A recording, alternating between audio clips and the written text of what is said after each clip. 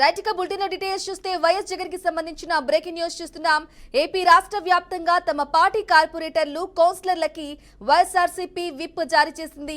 రాష్ట్రంలో వివిధ కారణాలతో ఖాళీ అయిన deputy mayor, municipal chairman, vice chairman పదవుల భర్తీకి రాష్ట్ర ఎన్నికల కమిషన్ జారీ చేసిన నోటిఫికేషన్ రాష్ట్ర రాజకీయాల్లో వేడి పుట్టించింది.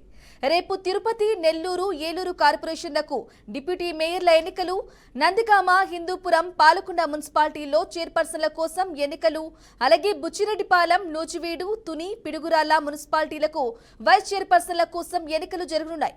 ఇక ప్రస్తుతం రాష్ట్రంలో టీడీపీ, జనసేన, బీజేపీ కూటమి అధికారంలో ఉండటంతో ఆయా పదవులను కైవసం చేసుకునేందుకు టీడీపీ పావులు కదుపుతూ ఉండటంతో పెద్ద ఎత్తున ఫిరాయింపులు, ప్రలోభాలకు తెరలేచింది.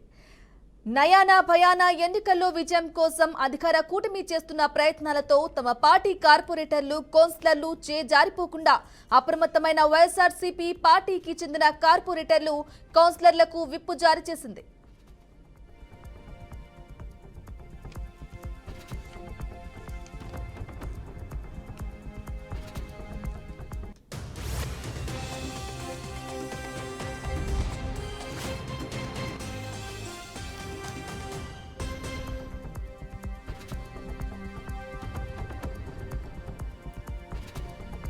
ఇదే అంశానికి సంబంధించి తాజా అప్డేట్ మా బ్యూరో చీఫ్ సాంబశివరావు అందిస్తారు. సాంబశివరావు, చెప్పండి. వైసీపీ పార్టీకి చెందిన కార్పొరేటర్లు అలాగే కౌన్సిలర్లు కూడా విప్ జారీ చేసినట్లుగా తెలుస్తోంది. దీనికి సంబంధించిన అప్డేట్స్ ఏంటి?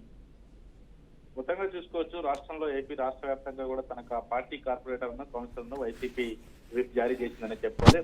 రాష్ట్రంలో వివిధ కారణాలతో ఖాళీ అయినటువంటి పదవులు అయితే deputy mayor, municipal chairman, vice chairman పదవులు అయితే రాష్ట్ర రాజకీయాల్లో వేడి పుట్టిస్తున్నాయి. ఎన్నికల కమిషన్ ఇప్పటికే నోటిఫికేషన్ కూడా జారీ చేసింది. రేపు తిరుపతి, నెల్లూరు, ఏలూరు కార్పొరేషన్లకు డిప్యూటీ మేయర్లకు ఎన్నిక జరగన ఉంది. అదేవిధంగా నందిగామ, హిందూపురం, పాలకొండ మున్సిపాలిటీలో చైర్పర్సన్ ఎన్నికలు కూడా జరగనున్నాయి. అయితే ఎవరికైతే మెజారిటీ ఉంటుంది ఇప్పుడు చూసుకోవచ్చు, రాష్ట్ర వ్యాప్తంగా కొన్ని చోట్ల వైసీపీ నుంచి కౌన్సిలర్లు కావచ్చు, అదేవిధంగా వార్డ్ మెంబర్స్ అంతా కూడా వైసీపీ పార్టీ, టీడీపీ పార్టీలో చేరుతున్నటువంటి పరిస్థితి అయితే ఉంది. మరి ఈ నేపథ్యంలో ఎక్కువ మెజారిటీ ఉంటున్నటువంటి నేపథ్యంలో కాస్త అక్కడ ఉన్నటువంటి ఏదైతే అటు చైర్పర్సన్స్ కావచ్చు, అదేవిధంగా మున్సిపాలిటీలు కావచ్చు, ఏదైనా కూడా టీడీపీ పార్టీ కైవసం చేసుకునే పరిస్థితులు కనబడతా ఉన్నాయి. ఈ నేపథ్యంలోనే వైసీపీ పార్టీ అయితే విప్ జారీ చేసినటువంటి పరిస్థితి అయితే ఉందని చెప్పుకోవచ్చు. ఎందుకంటే ఈ యొక్క ఎన్నికలు మాత్రం రేపు కీలకంగా మారే అవకాశం కనపడతా ఉంది. ఎందుకంటే ఇప్పుడే చాలా చోట్ల గుంటూరు కూడా, గుంటూరు కావచ్చు, కృష్ణా కావచ్చు, ఇటువంటి చోట్ల అన్నింటిలో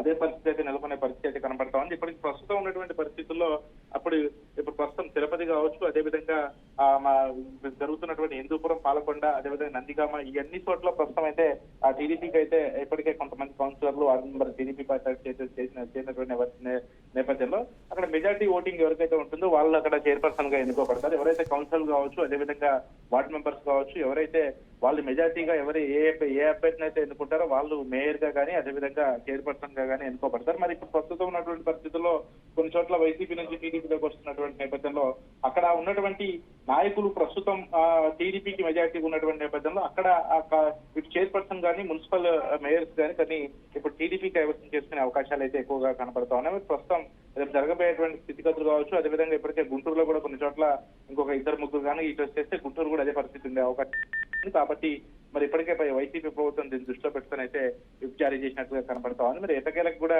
ఈ యొక్క ఇప్పుడు ఎన్నికల నోటిఫికేషన్ వచ్చినటువంటి నేపథ్యంలో రేపు ఇవన్నీ కూడా టీడీపీ కైవసం చేసుకునే అవకాశాలు అయితే స్పష్టంగా కనపడుతున్నటువంటి పరిస్థితి ఉందని చెప్పుకోవచ్చు.